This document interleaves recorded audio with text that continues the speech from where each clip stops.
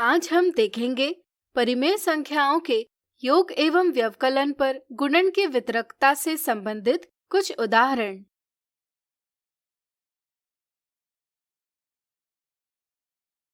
एक परीक्षा का नियम था कि प्रत्येक सही जवाब को धन 2 और 1/2 अंक दिए जाएंगे और प्रत्येक गलत जवाब को ऋण 1/4 अंक दिए जाएंगे।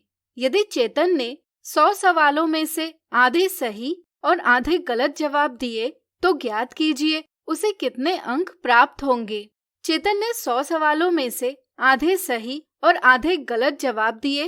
इसका अर्थ है कि उसने 50 सही और 50 गलत जवाब दिए। एक सही जवाब के लिए 2 और 1/2 अंक दिए जाते हैं, यानी कि 5/2 अंक दिए जाते हैं। इस तरह से 50 सही जवाबों के लिए उसे 50 गुणा 5/2 अंक प्राप्त होंगे। इसी तरह एक गलत जवाब के लिए ऋण 1/4 अंक। इस तरह से 50 गलत जवाबों के लिए उसे 50 गुणा ऋण 1/4 अंक प्राप्त होंगे। इस तरह से उसे कुल अंक प्राप्त होंगे 50 गुणा 5/2 धन 50 गुणा ऋण 1/4। इसे सरल करने पर हमें प्राप्त होगा 112 और 1/2 अंक। चूंकि परिमेय संख्याओं यानी रैशनल नंबर्स के योग का गुणन पर वितरण यानी डिस्ट्रीब्यूशन किया जा सकता है। a गुणा b धन c बराबर a गुणा b धन a गुणा c।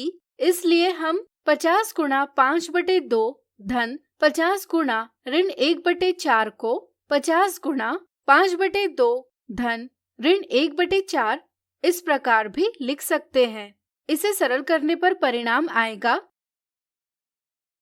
112 और 1/2 अंक।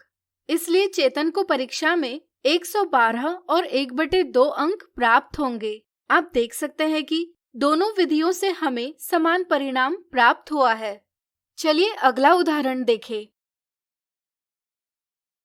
वैशाली के पास 1240 रुपए है। इनमें से वैशाली 3/5 भाग किताबें खरीदने में खर्च करती है और 1/4 भाग घूमने के लिए खर्च करती है।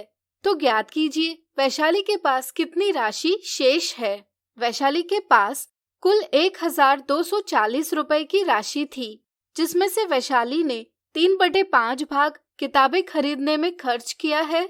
इसलिए किताबें खरीदने में किया गया खर्च बराबर 3/5 गुणा 1240। इसी तरह वैशाली ने 1/4 भाग घूमने के लिए खर्च किया है। इसलिए घूमने के लिए किया गया खर्च बराबर 1/4 गुणा 1240। इसलिए शेष राशि बराबर कुल राशि ऋण किताब खरीदने में किया गया खर्च ऋण घूमने के लिए किया गया खर्च।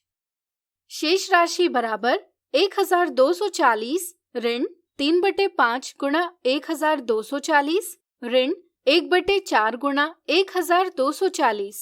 व्यवकलन के गुणन पर वितरण गुण से शेष राशि बराबर 1240 गुणा 1 ऋण 3/5 ऋण 1/4।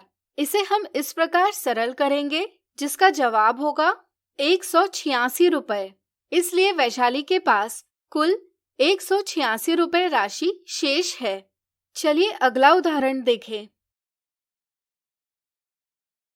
उचित गुणों का प्रयोग करते हुए इसका मान ज्ञात कीजिए। परिमेय संख्याओं के लिए योग क्रम विनिमेय यानी कम्यूटेटिव है, इसलिए हम इन दोनों संक्रियाओं को एक साथ रख सकते हैं। परिमेय संख्याओं के योग पर गुणन के वितरण गुण से हम ऋण 2/5 को कोष्ठक के बाहर लेंगे तथा इस प्रकार से हल करेंगे। अब हम इस कोष्ठक को सरल करने के लिए दोनों संख्याओं के हर समान करेंगे। इसे सरल करने पर हमें परिणाम प्राप्त होगा ऋण 33/35। तो आज हमने देखे परिमेय संख्याओं के योग एवं व्यवकलन पर गुणन की वितरकता से संबंधित कुछ उदाहरण। अगले वीडियो में इनसे जुड़ी कुछ गलतियां देखेंगे।